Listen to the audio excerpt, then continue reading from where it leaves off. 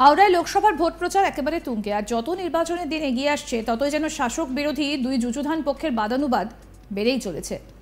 ভোটের বাজারে সরগরম রাজ্য রাজনীতি। আর এবার হাওড়া তৃণমূল কংগ্রেস প্রার্থী প্রসূন ব্যানার্জিকে কুম্ভকর্ণ বলে কটাক্ষ করলেন প্রার্থী রথীন চক্রবর্তী। আসুন শোনাই কি বলছেন তিনি।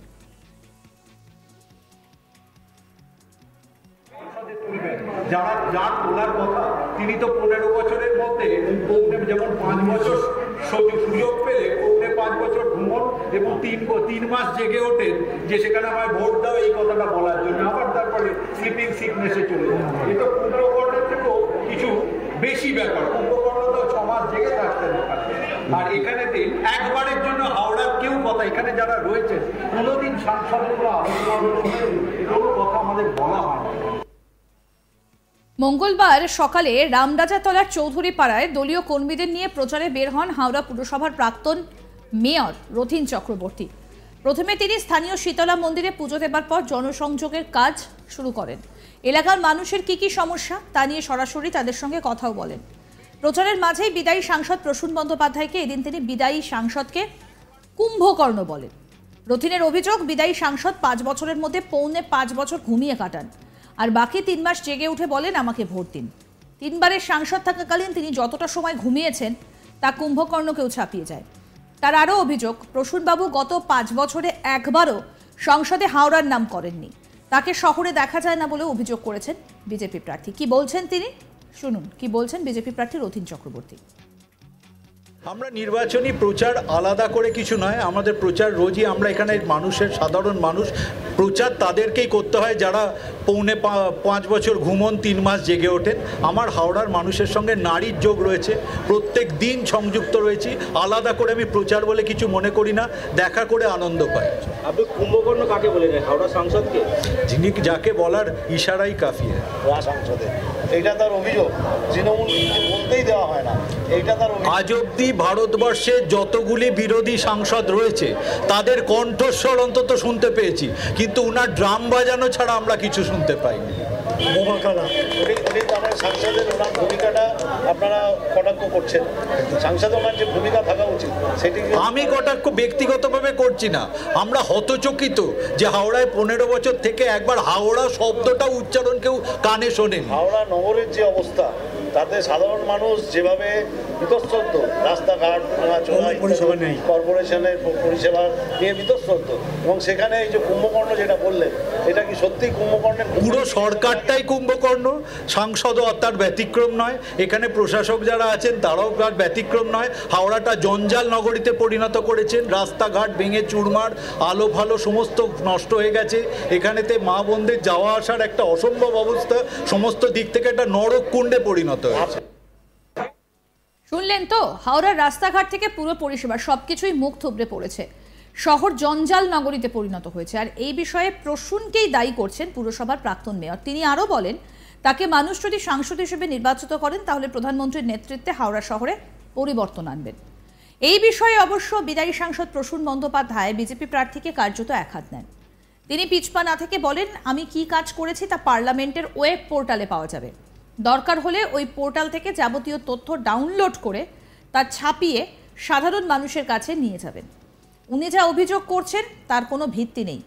সাঁতরাগাছি বাক্সরাতে অ্যাম্বুলেন্সে যাতায়াতে খুব অসুবিধে হয়, রেলের কাছে একটি আন্ডারপাস করে দেবার জন্য বারবার দাবি জানান, সেটাও খুব তাড়াতাড়ি হয়ে যাবে বলে তিনি মন্তব্য করেন। তার পাল্টা অভিযোগ, মেয়র থাকাকালীন রথীনবাবু হাওড়া পুরসভার সর্বনাশ করে গেছেন। তিনি বেশিরভাগ সময়ই কলকাতায় থাকেন আর 2013 সালের পর থেকে তিনি নিজে হাওড়ার বাসিন্দা এবং ভোটার। কলকাতায় বড় খেলা না থাকলে তিনি হাওড়া ছেড়ে যান না বলেই দাবি করেন। কি বলছেন তৃণমূল প্রার্থী অর্থাৎ বিদায়ী সাংসদ প্রসূন ব্যানার্জি, শোনাই।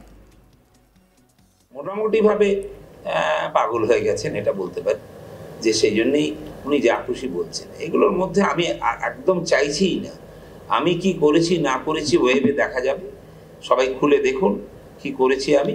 পুরো গভর্নমেন্টের পার্লামেন্টের যে ওয়েব থাকে সেটা খুলে নিন, একটু দয়া করে দেখুন আমি কি করছি, এবং সেটা যদি পারি আমার সেগুলো নামিয়ে নিয়ে আমরা সেটা লোকের কাছে পৌঁছাবো।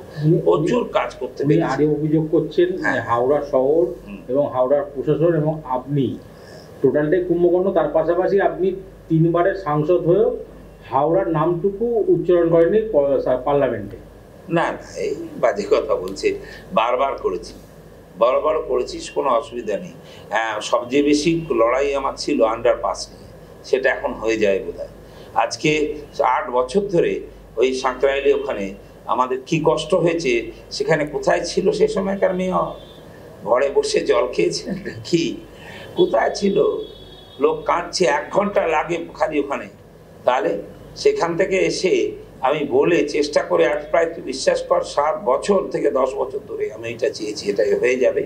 আন্ডারপাস আমরা করতে পারলে মেডিকেল লোকেরা যেতে পারবে, কারণ 1 ঘন্টার ওপর কোনো সময় ওটা খোলা হয় না, এত গাড়ি এত সব চলে। সেই কারণে আমার একটা বলেছিল, ওখানকার প্রায় 10 লক্ষ 12 লক্ষ লোক থাকেন, তারা বলছেন যে প্রসূনদা একটু এটা করুন, সেটা বোধহয় হয়ে যাবে। একদম পরে কন্টিনিউ লড়ে যাচ্ছি না, হ্যাঁ করছেন। অতএব অনেক কাজ আছে, একটু আমরা ওয়েবে খুলে দেবো।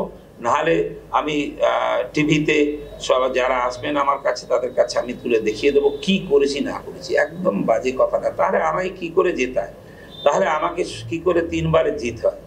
এটা তো সারাদিন করেছি। আর হাওড়ায় তো বেরোয়নি আমি, কলকাতা যাইনি। বড় খেলা হলে কোনো সময় যাই।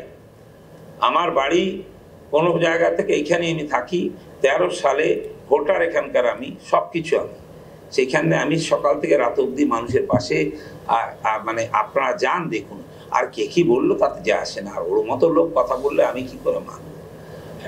ওর মতো লোক কি কথা বলবো বলতো তুই? ও কি পুরো শেষ করে দিয়ে চলে গেছে আমাদের হাওড়ার HMC-কে, হাওড়া মিউনিসিপ্যালিটি কর্পোরেশনকে শেষ করে গেছেন উনি। ক্ষতি করে এখন হয়ে গেছেন ভগবান সাজছেন। এটা লাভ নেই, কিচ্ছু করতে পারবেন না। এসব কথা বলেন কেন আপনি বলছি, আপনি এসব কথা বলেন কেন?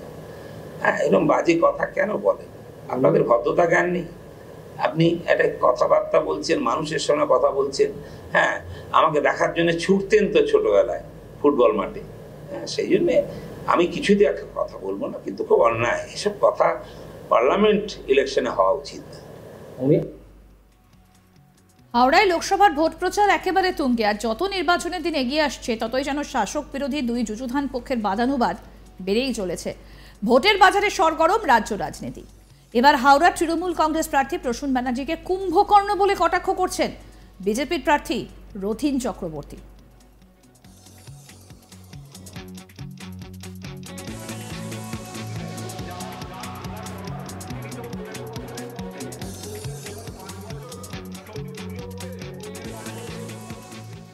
আরও আপডেট পেতে দেখতে থাকুন আজ তাক বাংলার ইউটিউব চ্যানেল, সাবস্ক্রাইব করুন।